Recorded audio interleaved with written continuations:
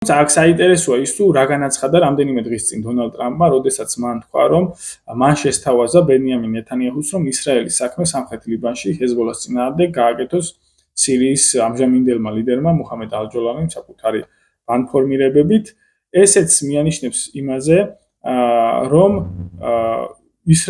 თუ კი ისრაელი გააგრძელებს მის კონფლიქტს ლიბანში, ის აუცილებლად სამომავლოდ გახდება ირანის სამიზნე და დაბომბვების სამიზნე. ამიტომ ეს რო არ მოხდეს, ეს ასე ვთქვათ, მისი ფუნქციის დელეგირება მოხდეს სირიაზე, კონკრეტულად როგორც ვახსენე, მუჰამედ ალ-ჯულანიზე. ამის გამო დონალდ ტრამპმა გარკვეულწილად შეიძლება ვთქვათ, რომ დაიბარა კიდევაც ალ-ჯულანი თეთრ სახლში და მას შეიძლება ვთქვათ, რომ მოსთხოვა კიდევაც, რომ ის ჩაერთოს კონფლიქტში ჰეზბოლას წინააღმდეგ, თუმცა ის უნდა აღნიშნოთ, რომ დღევანდელი სირიის აი ამ სამხედრო ჯგუფებს დღევანდელი რესურსით არ შეუძლიათ ჰეზბოლასთან წინააღმდეგობა და თვითონ როგორც ახლა ინფორმაციები გამოდიოდა, ალ-ჯულანიც წინააღმდეგი იყო ჰეზბოლას წინააღმდეგ ფრონტის გახსნის. ესეც განპირობებულია იმით, რომ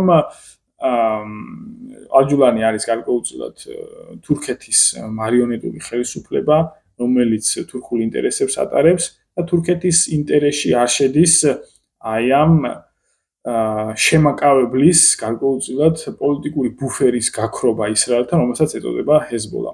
თუ ჰეზბოლა აღარ იქნება ლიბანში, შეიძლება ვთქვათ, რომ რაღაც მომავალში ისრაელი ტოტალურ კონტროლს დაამყარებს როგორც ლიბანზე, ასევე სირიაზე და შეიძლება ვთქვათ, რომ თურქული ინტერესები და გავლენები მის სამხრეთში, აი ამ ლიბანი არ არის მეზობელი, მაგრამ ახლოს ყოფი ქვეყანა, ამ სირიასა და ლიბანში თურქეთი სრულად დაკარგავს კონტროლს. ამიტომ თურქეთის ინტერესში არ შედის ჰეზბოლას მარცხი და შესაბამისად ის არ მისცემს უფლებას, რომ მის დაქვემდებარებულ პოლიტიკურ სუბიექტს ალ-ჯულანის აწარმოოს ამათ ფორმით დაპირისპირება ჰეზბოლასთან. ასევე გასათვალისწინებელია ის გარემოებაც, რომ ჰიპოთეტურად თუ დაუშვებთ იმას, რომ ალ-ჯულანის ძალები წინააღმდეგობაში შევლენ ჰეზბოლასთან, ეს ავტომატურად გამოიწვევს იმას, რომ მის უკვე აღმოსავლეთ მეზობლად ერაყში ჯულანის წინააღმდეგ დაიწყებენ მოქმედებას ეგრეთ წოდებული ერაყის სახალხო მობილიზაციის ძალები, ის შიიტური დაჯგუფებები, რომლებიც წარმოადგენენ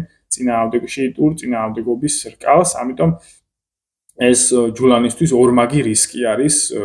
შეიძლება ის მან წარმატება ვერ მიაღწიოს ვერც მის დასავლეთში ჰეზბოლას წინააღმდეგ და პირიქით მან მიიღოს ეგრეთ ზურგში დარტყმა ერაყისაგან. ამიტომ ეს საკმაოდ დიდი რისკია.